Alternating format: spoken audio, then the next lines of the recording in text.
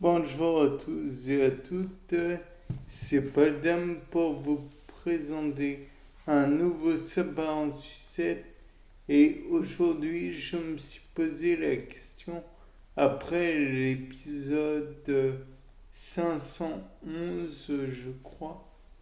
Euh, mais dans ce cas, qu'est-ce qui produit l'inflammation? Qu'est-ce qui... Et donc, pour cela, je pensais, bien que c'est éventuellement un fait pénible, puisque faudra presque une tendinite et, ou quelque autre problème d'inflammation en somme. Et pour ensuite regarder sur le tendon en lui-même, et ce à divers endroits. Peut-être le tendon en lui-même, où il y a l'inflammation, mais aussi si on le fait sur un autre endroit du muscle, est-ce qu'on aura les mêmes réactions inflammatoires? Et ces réactions inflammatoires produisent-elles éventuellement le même produit? Y a-t-il des agents anti-immunitaires plutôt et anti-inflammatoires qui sont produits? Y a-t-il une réaction de l'ensemble du corps? Peut-être que les agents anti-inflammatoires, donc le système immunitaire plutôt, produit de quoi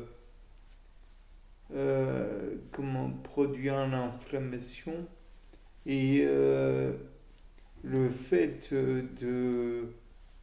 d'employer des anti-inflammatoires. Je rappelle qu'il y a naturellement les corticoïdes.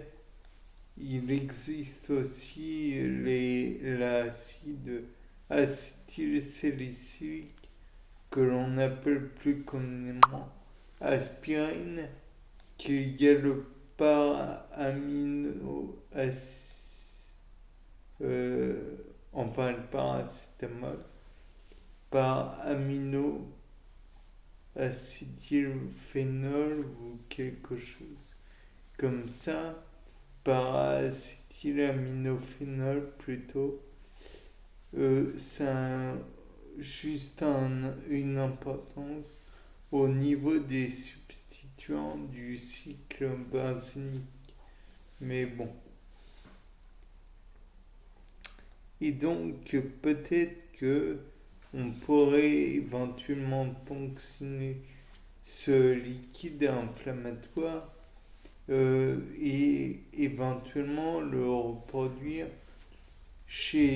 voir plutôt ce que cela produit chez d'autres individus. Peut-être que en prenant ce liquide inflammatoire, on va produire en le transférant sur un autre individu, peut-être un animal, peut-être un cobaye ou que sais-je encore, en le mettant à un autre endroit. En somme, on pourrait produire éventuellement un autre effet inflammatoire, donc produire une inflammation à un endroit où il n'y en avait pas en somme à la base. Peut-être que en produisant l'inflammation, on va engendrer des douleurs qui n'étaient pas présentes. Et donc, on pourrait aussi relever éventuellement via un électrocardiogramme peut-être le rythme cardiaque de l'individu qui s'est fait injecter cette substance inflammatoire. Encore une fois, comme vous le savez probablement, elles n'ont rien demandé. Donc il faudra les déstresser naturellement et peut-être leur donner un milieu de vie où continuer leur vie sans risquer de d'engendrer d'autres problèmes pour elles.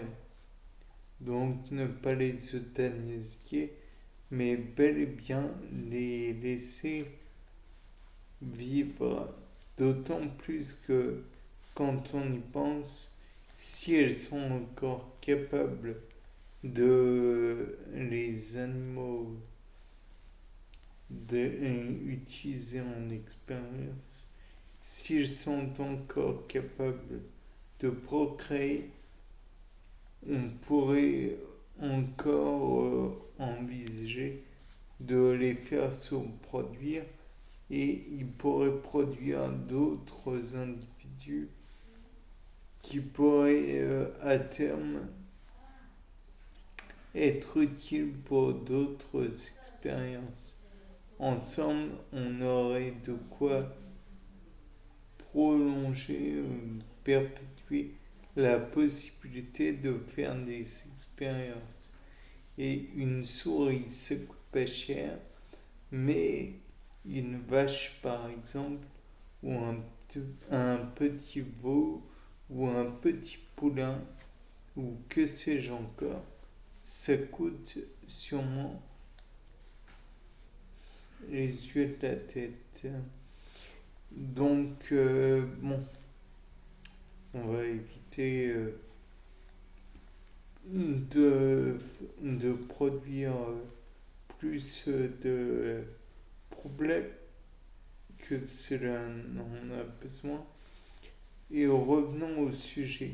Peut-être qu'en causant par exemple certains effets, tels que la rougeur ou l'œdème, on pourrait produire à terme les effets d'une inflammation. Le fait est que si l'on chauffe peut-être